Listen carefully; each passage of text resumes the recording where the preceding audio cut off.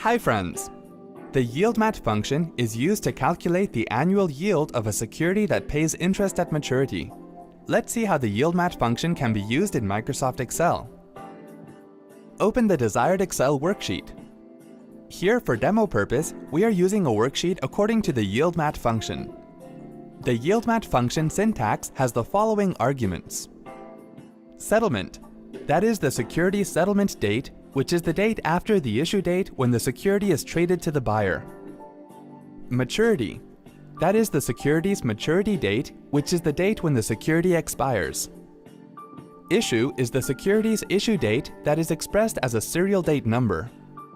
Rate, which is the security's interest rate at date of issue.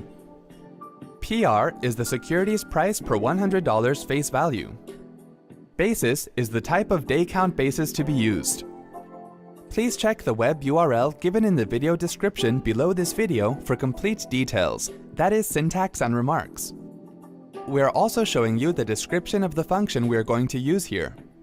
Select the cell where you want to get the function's result.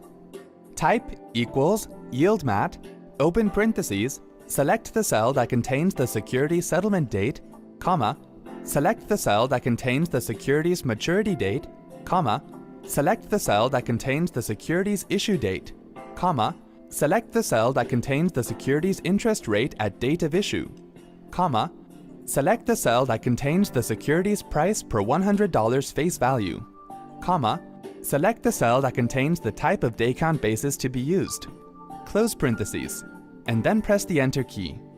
It will show the yield for the bond with the terms in data cells. See? That wasn't hard at all. Thanks for watching.